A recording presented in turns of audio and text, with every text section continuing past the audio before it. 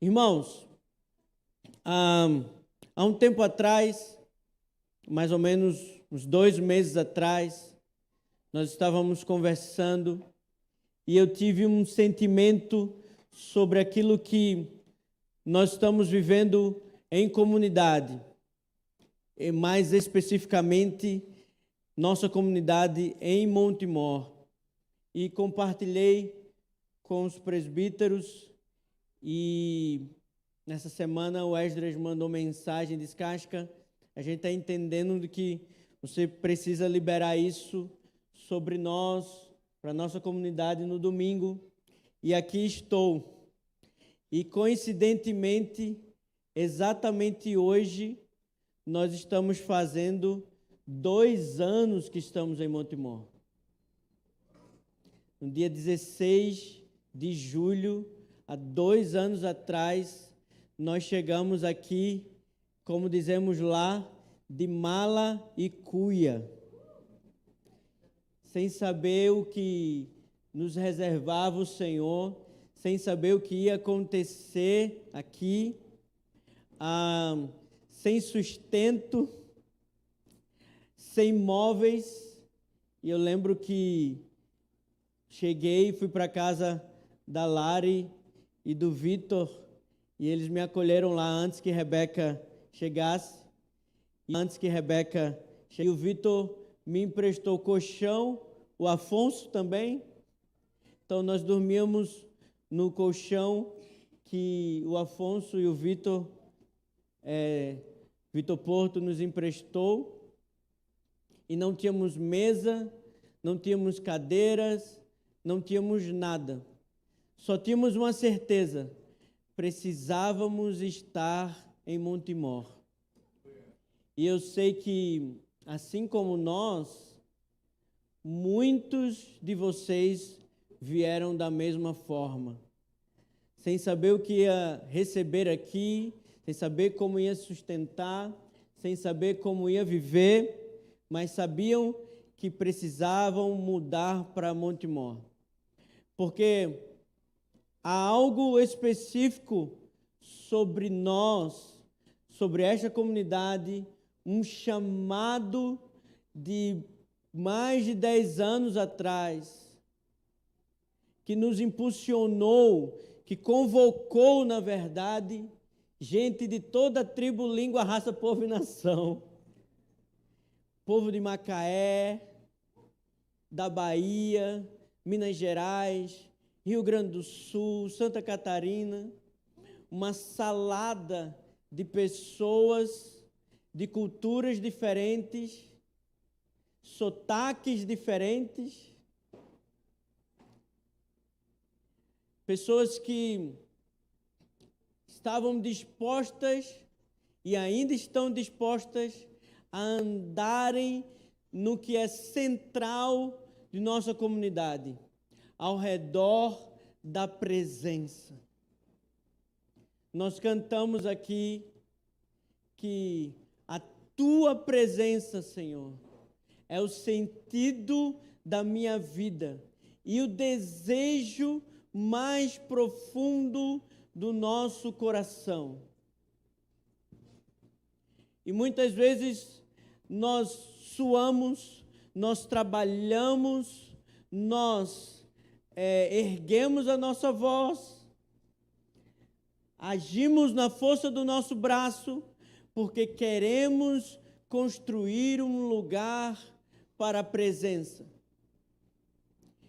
Mas hoje eu quero compartilhar algo que está no meu coração e tem a ver com, talvez, o texto mais conhecido da Bíblia, o Salmo 23. Então, se você puder abrir a sua Bíblia e mantê-la aberta.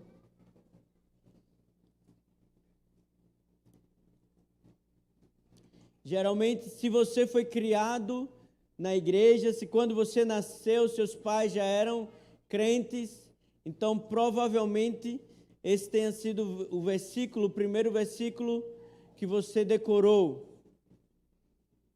As crianças, elas aprendem muito fácil sobre isso. O Salmo 23, talvez seja, e o versículo 1 seja o versículo mais conhecido da cristandade. E, apesar disso, talvez o menos vivido e o menos compreendido. O interessante é que nesse salmo, ele não tem pedido, ele não tem lamentações, ele não tem tristeza. Se formos ler outros salmos de Davi, em algum momento pede o cuidado do Senhor, ele faz uma oração pedindo alguma coisa, mas o Salmo 23 não há pedidos. No Salmo 23 há afirmações de quem Deus é e aquilo que Ele faz. É uma poesia em que os judeus até hoje recitam em praça pública, recitam em aniversários, recitam em bar mitzvah, porque é uma das poesias mais belas que há em toda a Bíblia. E os americanos, eles gostam muito de fazer competições, eles gostam de show de talentos. Então, nós podemos ver nos filmes, dentro das escolas, dentro das igrejas. E uma determinada igreja, ela decidiu fazer um show de talentos sobre quem tem a melhor oratória. E como ele não poderia ser um texto aleatório, eles fizeram uma enquete sobre qual texto bíblico se poderia escolher para que pudesse fazer essa competição de oratória. E eles escolheram o Salmo 23. Então, muitos irmãos foram lá e começaram a declamar o Salmo 23, e as pessoas batiam palmas, e elas celebravam a oratória daqueles irmãos, mas de repente, um senhorzinho muito simples, que trabalhava como zelador daquela comunidade, ele começa a falar o Salmo 23. E quando ele termina todo o Salmo, as pessoas estavam chorando, pessoas estavam prostradas, pessoas estavam se arrependendo dos seus pecados, pessoas estavam curadas. E os irmãos chegaram para esse irmão e disseram: onde você estudou? Qual foi o curso de oratória que você fez? Diga-nos, nós precisamos estudar aonde você estudou. E ele, muito simples, disse: irmãos, muitas pessoas conhecem o Salmo do pastor, mas eu conheço o pastor do Salmo. E é sobre o pastor deste Salmo que nós queremos falar. E o versículo 1 começa dizendo o seguinte: o Senhor é o meu pastor, nada me faltará. Quando Davi, ele está dizendo, o Senhor é o meu pastor, ele está sinalizando, tanto para ele, mas também para as pessoas que estão ouvindo ou lendo esse salmo, ele está sinalizando proximidade. A palavra pastor é El Roi. E Yahweh é o meu pastor. Davi era um pastor de ovelhas. Ele sabia o que estava dizendo. Até hoje, no Oriente Médio, se você procurar um rebanho de ovelhas, você vai entender isso. Um pastor, ele é pastor daquele rebanho até o dia da sua morte. Porque a ovelha, ela tem algumas peculiaridades. Ela não consegue viver com outro pastor, senão o pastor que ela vive desde que nasceu. É por isso que geralmente eles andam em dupla. Porque se uma adoece ou precisa viajar, está ali o copastor, o ajudante do pastor para cuidar daquelas ovelhas. Ela é tão dependente de um pastor que ela consegue discernir a voz do seu pastor dentre muitas vozes. Quando alguém está devendo, se um pastor de ovelhas está devendo para outro pastor, ele jamais paga com ovelhas, como pode-se fazer, por exemplo, com bois e vacas. Olha, toma aqui 10 cabeças de gado, se eu estou te devendo, e paga a minha dívida. Ele não pode fazer isso com ovelhas, porque mesmo que ele leve as 10 ovelhas para outro rebanho, elas não conseguem viver, ao ponto de entrarem em depressão, tristeza profunda e morrerem, porque não conseguem viver longe do seu pastor. Davi, ele entendia essa analogia, e é por isso que ele disse: o Senhor é o meu pastor. Eu não tenho outro pastor. Não há ninguém que possa cuidar da minha vida como Yahweh, como o Senhor. Ele, além de ser o meu Deus, Ele, além de ser o meu Senhor, Ele também é o meu pastor. Eu tenho o cheiro dele e ele tem o meu cheiro. Os nossos cheiros se confundem, porque ele é o meu pastor, ele está comigo. E é por isso que não sinto falta de nada. E no versículo 2 ele diz: em verdes prados me faz descansar. A ovelha, ela precisa caminhar com o seu pastor, porque ela também não sabe viver sozinha. Ela precisa viver em comunidade.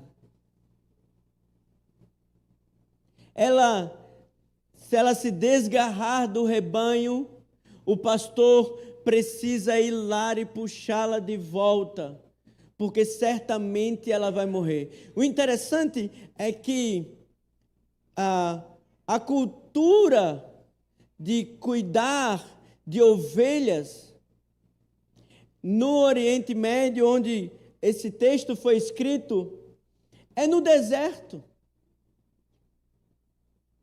Num lugar árido. Então, a ovelha ou os ovinos, eles são os únicos animais do deserto que não sabem viver sozinhos.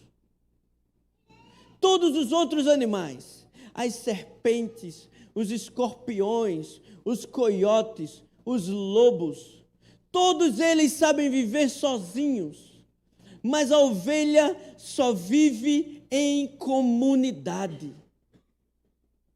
E ele diz que o Senhor, que é o seu pastor, leva-o para verdes prados. O prado é um lugar pequeno, é um oásis no meio do deserto, um lugar para descansar.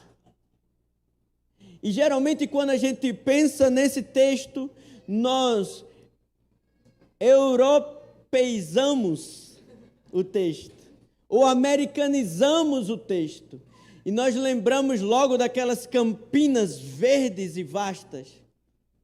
Mas os verdes prados, são pequenos arbustos, com pequenas folhas. Algumas delas até espinhosas, seus galhos são galhos espinhosos. Mais ou menos como a sarça que Moisés viu, que não se consumia. Mais ou menos como pequenos arbustos. Aqui nós não temos, mas no sertão nós vemos muito, além de cactos, nós vemos muitos arbustos pequenos. E ele diz: em verdes prados me faz descansar. E esse lugar de descanso, essa palavra descanso, tem a ver também com quando lá em Números se fala em que o povo estava levando a arca e procurando um lugar para descansar. O Senhor, que é o nosso pastor, Ele nos conduz pelo deserto para lugares de descanso e para águas tranquilas. Essas águas, elas não são águas no deserto correntes, como nós estamos acostumados. Geralmente é um pequeno poço, porque a ovelha, ela não sabe beber água em águas correntes. Ela não é como um leão, como um elefante, como um tigre ou uma onça, que ela se dobra no rio, no leito do rio e começa a beber água. A ovelha precisa de água tranquila, porque se ela se agita com as águas, o pastor precisa tirá-la e ele mesmo colocar água na boca da ovelha, porque ela se estressa facilmente. E aí ela não consegue mais se alimentar, ela não consegue mais beber e morre. É por isso que o Senhor leva a ovelha para os verdes pastos ou verdes prados e as águas tranquilas.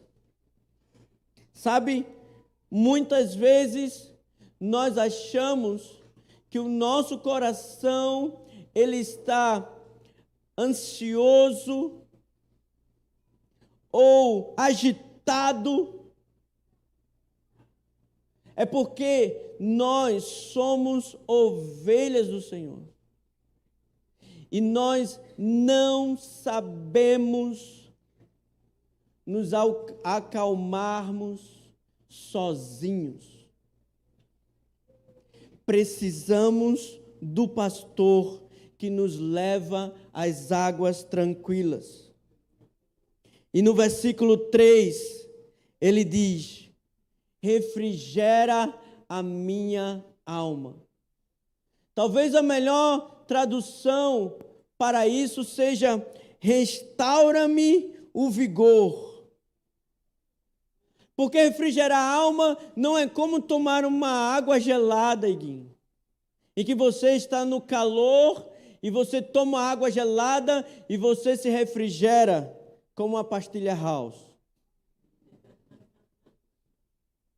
Mas o texto, quando fala tem a ver com novo começo, reinventar. No texto messiânico de Isaías, se você puder abrir, Isaías 58, no versículo 12.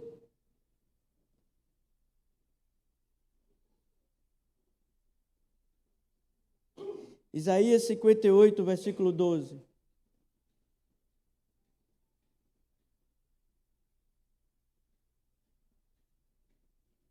Diz o seguinte: e os que procederem de ti edificarão as ruínas antigas. Tu levantarás os fundamentos antigos e serás chamado reparador de brecha e restaurador de ruas para a habitação. Perdão. Esse é o nosso pastor, restaurador de ruas, restaurador do vigor. Talvez você esteja com o seu semblante abatido, talvez você esteja como se tivesse perdido o vigor, o ânimo de continuar, o ânimo de prosseguir. Você não encontra mais saída dentro do seu coração para continuar caminhando, para continuar sendo um missionário integral, para continuar sendo um voluntário, para continuar pregando o evangelho, para continuar casado com a sua esposa ou com o seu esposo, para continuar a sua própria vida. Mas o Senhor, Ele é o restaurador de ruas, Ele é o reparador de brecha, e esse restaurador é o nosso pastor. Ele é o que restaura o nosso vigor.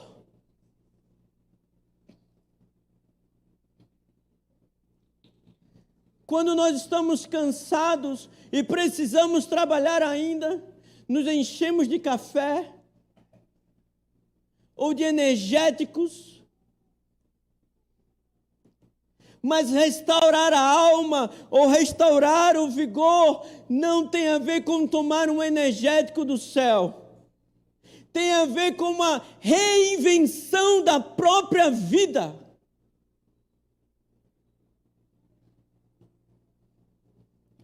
E ele continua dizendo: e conduz-me nos caminhos da justiça por amor do seu nome. Sabe qual é a certeza que nós temos nesse salmo? É que nós somos ovelhas, não conseguimos andar sozinho. Ele provê todas as nossas necessidades. Ele nos leva a um pasto verdejante em que podemos comer e nos fartar. Ele refrigera, restaura o vigor. Mas isso não tem a ver conosco. Isso não tem a ver em sermos líderes de adoração, missionário intercessor, líder de igreja caseira. Você pode ser só irmão, mas agora é um baterista. Isso não tem a ver com aquilo que nós fazemos. Isso tem a ver com a fidelidade do Senhor com o seu próprio nome. O pastoreio do Senhor para a sua vida, para a nossa comunidade, não tem a ver com o que nós somos ou com o que nós fazemos para Ele. Tem a ver com o amor do seu nome. Sabe por que podemos confiar no cuidado do Senhor? Sabe por que podemos sentir que nada nos faltará? Porque Ele é fiel para com Ele mesmo. E Ele não muda. Ele nos conduz por esse caminho. Eu sinto que talvez o Senhor queira restaurar o vigor de muitos aqui. Muitos que estão abatidos, cabisbaixos, sem solução para a vida.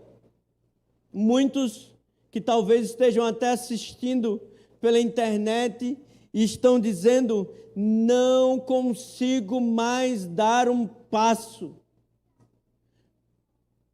O Senhor está se movendo para restaurar o vigor da nossa comunidade. Assim como Josué disse: eu me sinto como nos dias em que fui chamado. O Senhor estará fazendo conosco. E no versículo 4, ele continua dizendo: ainda que eu ande pelo vale da sombra da morte. Sabe o interessante é que o vale da sombra da morte é algo real. O deserto no Oriente, ele é um pouco diferente dos desertos que nós estamos acostumados de ouvir e ver nos filmes. Como naquele filme Duna, né? Em que aquele deserto do Saara, só areia. Mas o deserto no Oriente Médio, ele é rochoso. Ele é um pouco diferente. E ele, em alguns momentos, ele tem alguns cânions. E o vale da sombra da morte é entre uma rocha, entre uma montanha e outra, em que o pastor conduzia as ovelhas pelo vale. Por que era chamado de vale da sombra da morte? Porque nas montanhas ficavam os chacais, os coiotes, as aves de rapina, todos prontos para atacar. E sabe o que é mais interessante? É que o Senhor conduz as suas ovelhas para verdes prados, mas Ele também conduz as suas ovelhas para a sombra, o vale da sombra da morte. E é por isso que Ele diz no final que a tua vara e o teu cajado me consolam. O pastor, ele tinha algumas armas. Ele tinha um cajado e a vara, que era um instrumento só. Ele tinha a sua capa e ele tinha uma funda. Esses eram os instrumentos ou as armas de um pastor. E é tão interessante que quando Davi ele vai guerrear com Golias, ele continua com as suas armas. Ele vai entregar apenas comida para seus irmãos e ele ouve Golias falando e blasfemando contra o Senhor, e uma indignação dentro de Davi começa a dizer: quem é esse incircunciso que blasfema contra o exército do Deus vivo? E o que ele usa para lutar com Davi? Ele usa uma arma de pastor. Davi, nesse período, ele já tinha sido ungido rei, apenas sido ungido, apesar de não ser rei de fato. Samuel já tinha entrado na casa de Jessé, já tinha ungido Davi como rei. E na Idade Antiga, nesse período, os reis eram chamados de pastor. Faraó era chamado de pastor do Egito. Se você olhar para alguns deuses da Grécia Antiga, alguns também são denominados como pastor. Davi, ele luta contra Golias com uma arma de pastor. E lá em João 10, se você puder abrir.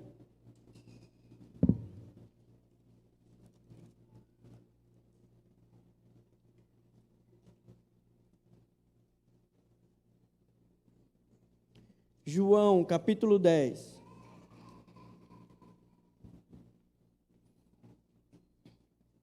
Versículo 11. Diz: Eu sou o bom pastor. O bom pastor dá a sua vida pelas ovelhas. Irmãos, nós vemos Jesus sendo chamado de várias funções. E chamaram se ele era um profeta. Chamado de mestre, os seus discípulos chamavam ele de mestre, de rabi. Uma vez chamaram ele de bom mestre, e ele disse: não digas que eu sou bom, porque só há um bom. Mas o único momento que Jesus diz o que ele é aqui em João. E ele se chama de pastor. Ele não se autodenomina de profeta, nem de apóstolo, nem de evangelista, nem de mestre. Ele diz: eu sou o bom pastor. E o bom pastor dá a sua vida pelas ovelhas. Sabe, quando o curral era feito no deserto, ele era construído de pedras. E as pedras, elas ficavam mais altas aqui, e elas iam diminuindo até chegar na porta. E o pastor, ele colocava as ovelhas pela porta, porque ele precisava contar. Imagina, todos os dias no deserto, ele precisava contar quantas ovelhas tinha. E eles entravam pela porta, e ele contava uma por uma. E Jesus, ele diz: eu sou o bom pastor. Mas antes, no versículo 1, ele diz: em verdade vos asseguro, aquele que não entra no aprisco das ovelhas pela porta, mas sobe o muro à procura de outra passagem, esse é ladrão e assaltante. Aquele que entra pela porta é o pastor das ovelhas. No versículo 7, ele vai dizer no final do versículo 7, eu sou a porta das ovelhas.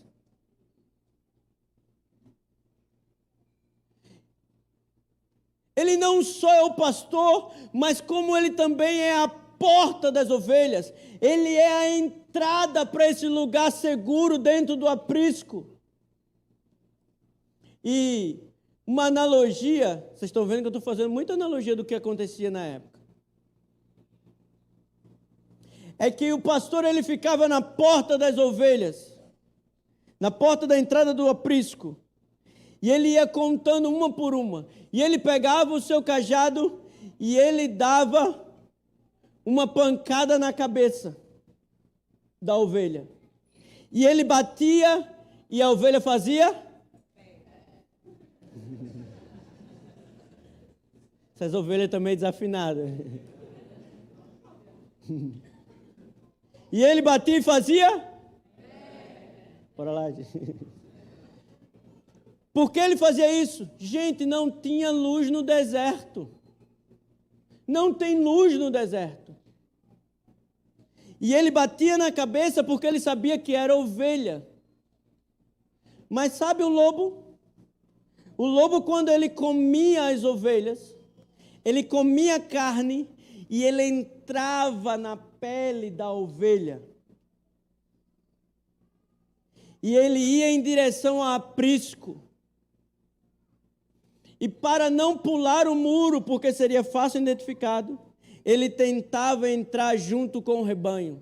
Por isso que fala lobo em pele de ovelha.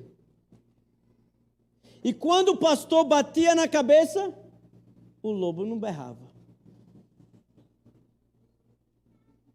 E é por isso que Jesus diz: eu sou a porta das ovelhas, mas eu também sou o bom pastor. E o bom pastor dá a vida pelas ovelhas. Aquele momento em que o lobo é descoberto, ele entra em combate com o lobo. E ele pode morrer, porque uma mordida de um lobo deve ser algo muito ruim. Se é de um cachorro, imagina de um lobo. E esse bom pastor é o mesmo que conduz pelo vale da sombra da morte. E aí eu quero começar a falar o meu sentimento em relação à nossa comunidade. Há mais ou menos 2 anos atrás, eu tinha acabado de chegar aqui e houve uma conferência do Ticum lá. Não, acho que foi aqui. Eu não lembro se foi aqui, Esdras, ou se foi lá em Sorocaba, em que o Ângelo falou sobre o Cláudio Isidoro. Não lembro se foi aqui. Foi aqui. E a partir daquele momento, o Cláudio Isidoro começou a vir para a nossa comunidade para cuidar de pastores, de alguns pastores que estavam cansados, com dificuldades. E naquele momento, o Ângelo fala que entende que isso seria um tempo de pastoreio na nossa comunidade e para os líderes. E logo em seguida, não tão logo em seguida, mas um tempo depois, o Ângelo, ele entrega a liderança, a presidência, entre aspas, assim, da comunidade para o Ivo. A gente entende que não existe um movimento profético e um movimento pastoral. Essa igreja é pastoral. Essa igreja aqui, essa comunidade aqui é profética. Nós entendemos, assim como Paulo fala, que Deus deu para a igreja apóstolos, profetas, evangelistas, pastores e mestres. Deus deu para a igreja com um propósito: a edificação dos santos. E nesse período, não sei se quem está aqui há mais de 2 anos ou há 2 anos, nós começamos a ter um tempo mais intenso sobre o que é aliança, sobre o que é pastoreio, sobre que o líder da igreja caseira não é o pastor da igreja caseira, no sentido de que ele tem que pastorear todo mundo. Nós começamos a entender sobre o que significa uma verdadeira comunhão. Nós estudamos entre os líderes de igreja caseira um livro chamado Um Líder Emocionalmente Saudável, que eu esqueci agora o nome do autor. Exatamente, Scazzero, né? Peter Scazzero. Nós começamos a intensificar. Chegaram muitas pessoas que não viveram o tempo do início do Ministério Convergência, assim como eu. Pessoas que não entendiam o que era relacionamento de aliança, o que eram 2 ou 3. E ao mesmo tempo que isso foi acontecendo, muitos de nós que gostávamos e que éramos alimentados por um ambiente profético, entre aspas, eu falo isso. Começamos a adoecer, ficarmos doentes, porque achávamos que esse ambiente havia se perdido, que o ministério profético estava ou está adormecido na nossa comunidade. Mas eu quero dizer a você, não!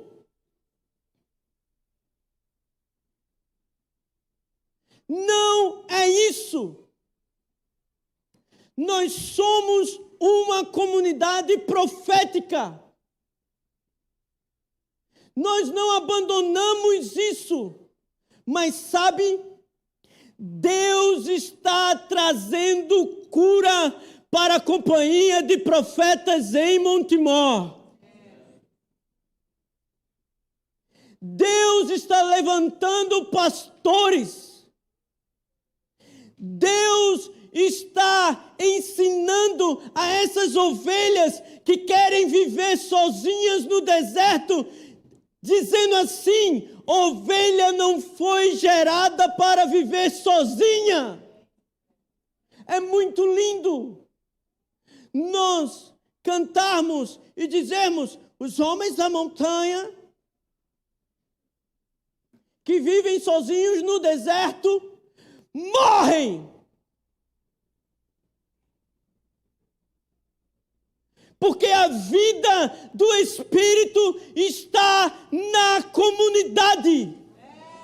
A vida no Espírito está dentro do aprisco. A vida no Espírito está dentro da porta das ovelhas.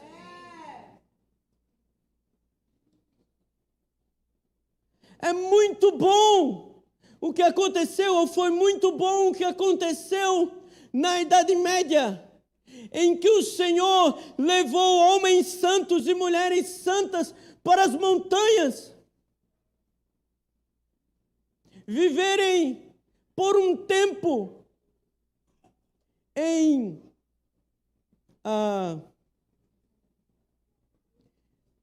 monastérios. Obrigado.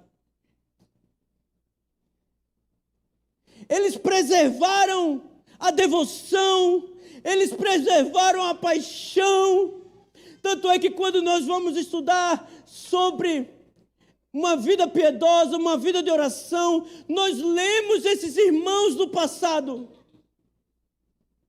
Mas o Senhor nos chamou para andarmos juntos com o pastor.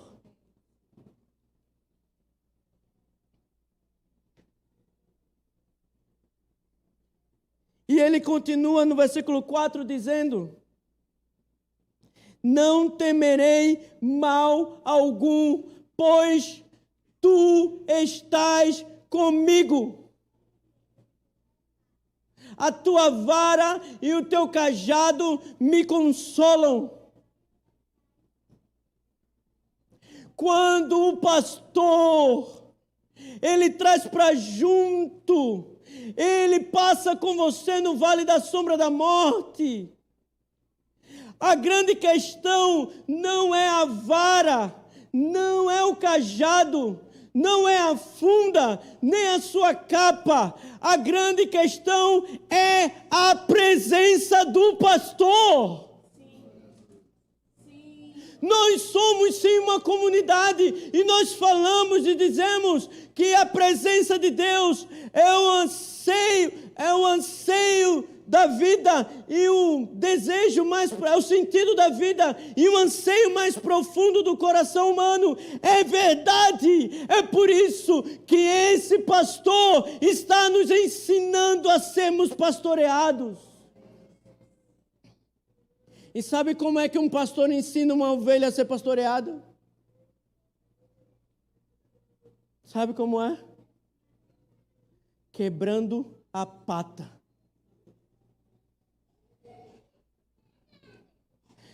Quando Jesus ele diz que o reino de Deus é semelhante a um pastor que tendo 100, deixa as 99 e vai atrás daquela que se desgarrou, é mais trabalho para ele. Porque ele quebra a pata e ela não fica andando feito cachorro na rua. Já viu o cachorro com a pata quebrada, andando só com 3 patas? Ele carrega a ovelha nos seus ombros. E ele tem que caminhar no deserto com a ovelha nos seus ombros. E ele tem que chegar lá onde tem água e onde tem comida e colocar na boca da ovelha.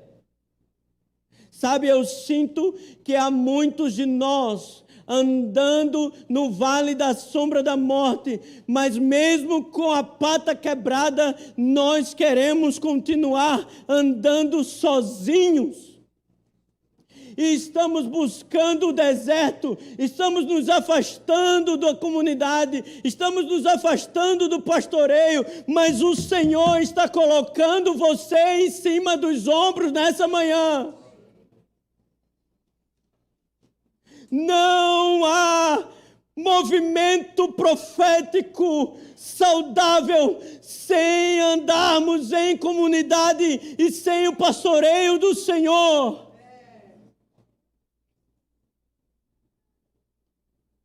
A presença dEle é que faz sentido. A presença dEle não se afastou dessa comunidade. É porque talvez nós estejamos nos seus ombros com a pata quebrada.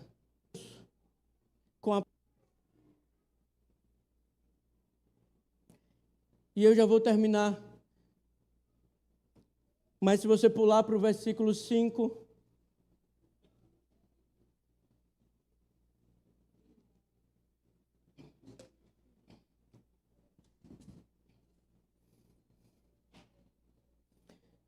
Parece que o salmista, ele dá uma mudada de canal. Ele anda falando sobre o pastoreio do Senhor, sobre o que o Senhor é e aquilo que Ele faz. E parece que ele muda de canal. Ele começa dizendo: Tu prepararás um banquete para mim na presença dos meus inimigos. Me honrarás ungindo minha cabeça com óleo e fazendo transbordar o meu cálice. É engraçado que, apesar da gente achar que isso não tem a ver com pastoreio, isso tem a ver com pastoreio. O anfitrião, na época, era o seguinte: se eu estava fugindo de um inimigo e eu entrasse na tenda do rei, e o rei fosse o meu amigo, esse inimigo não podia fazer nada. Ele não podia nem simplesmente pedir a esse anfitrião que me colocasse para o lado de fora para que ele pudesse fazer o que ele quisesse ou prestar contas comigo. Porque o anfitrião, ele não só preparava uma mesa, mas ele prepara uma mesa na presença dos inimigos. E isso era o seguinte: a tenda era aberta, a sua cortina, a mesa era preparada dentro da tenda, mas todos que estavam do lado de fora viam o banquete que estava na mesa. E era tradição, quando alguém chegar, ser ungido o seu cabelo por causa da poeira do deserto e ser lavado os seus pés. Lembra quando Jesus chega na casa de Simão, lá em Lucas, e que Judas e alguns discípulos começam a dizer: olha, se essa mulher, ela poderia, nós poderíamos vender esse bálsamo, nós poderíamos vender esse óleo. E Jesus diz: eu cheguei aqui na tua casa, Simão, e você não lavou os meus pés. Porque isso era uma tradição. Ungir a cabeça, lavar os pés, isso quer dizer honra. E ele diz: e faz transbordar o meu cálice. Eu sinto que nossa companhia de profetas estava ferida, machucada. Machucamos uns aos outros, ferimos uns aos outros, mas o Senhor, Ele está trazendo da sua presença de uma forma que nós não estávamos acostumados, de uma forma pastoral. Quantos de nós passamos aí mais aos médicos? Quantos de nós passamos aí à academia? Quantos de nós passamos a nos alimentar melhor? Quantos de nós passamos a nos preocupar mais com a saúde emocional, procurando terapeutas, psicólogos? Porque o Senhor, Ele está dizendo: ei, a minha presença agora é no vale da sombra da morte. Mas vai chegar o momento em que um banquete estará sendo preparado na presença dos inimigos.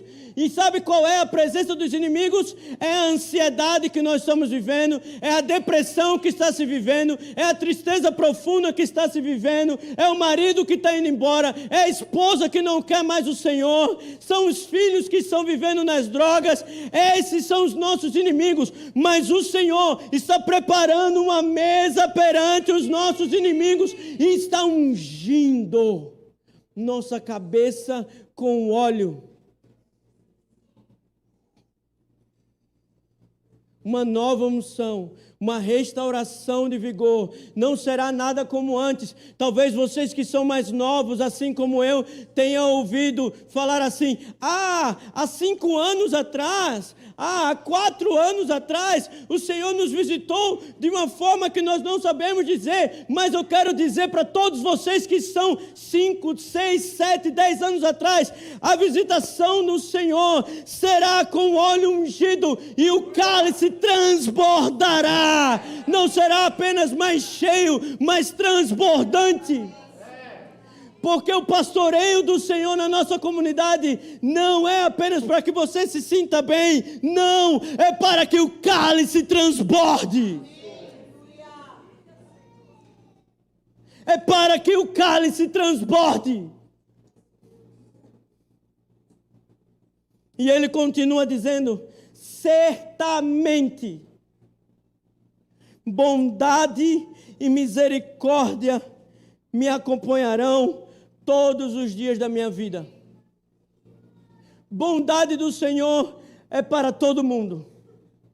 O sol nasce, o mar, o jardim, as flores, a chuva, o frio, o calor.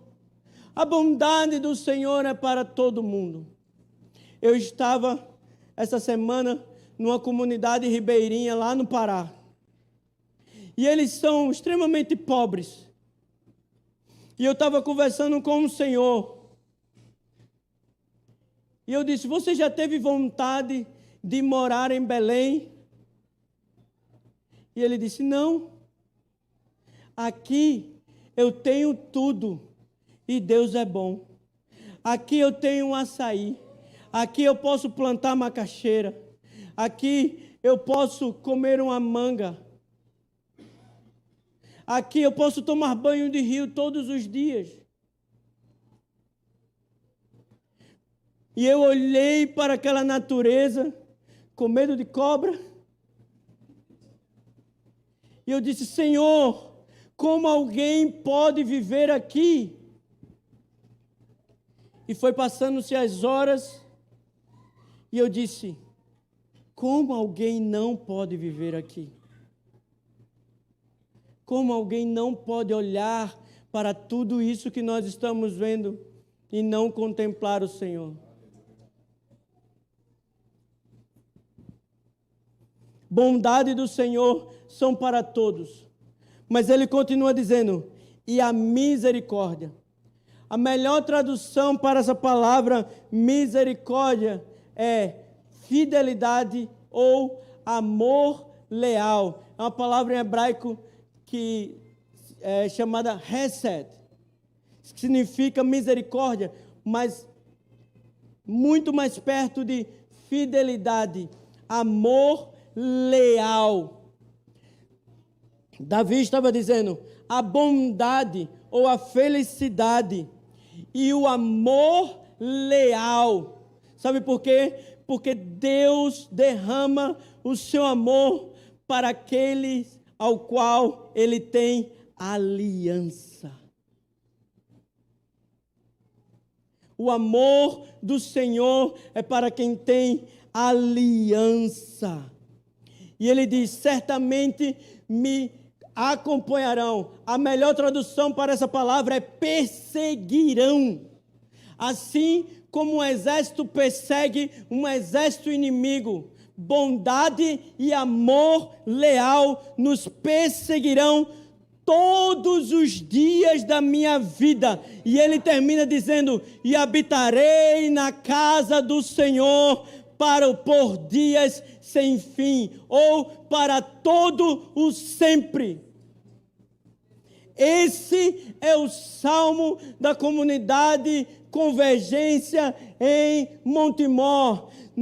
Ao redor da presença, nós trabalhamos na sala de oração por causa da presença, nós nos reunimos na igreja caseira por causa da presença, mas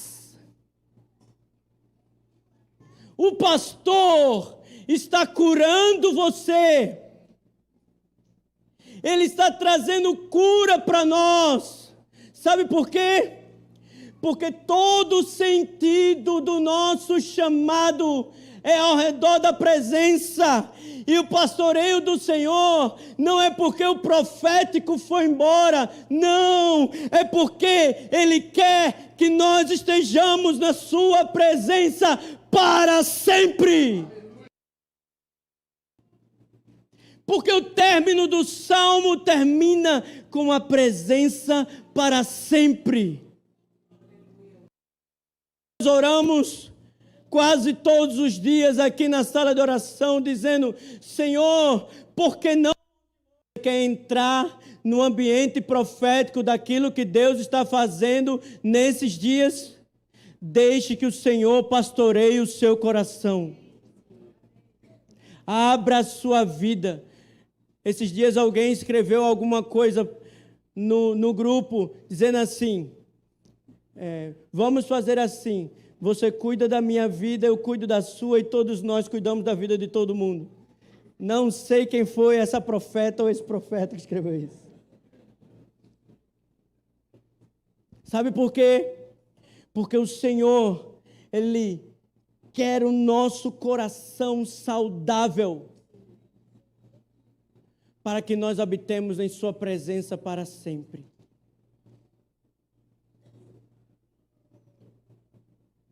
E eu quero terminar dizendo que o nosso voto, que é o voto de Davi, no Salmo 132, não descansarei os meus olhos até que encontre um lugar de descanso para você. Deixa eu te dizer, o Senhor está movendo o seu espírito e Ele está dizendo o mesmo para nós. Ele está dizendo, eu não descansarei os meus olhos até que você encontre descanso em mim. Até que você seja curado em mim. Até que você encontre em mim pastos verdejantes. Porque Ele é os pastos verdejantes. Ele é as águas tranquilas. Ele é o caminho que leva por retidão. Ele está conosco no vale da sombra da morte.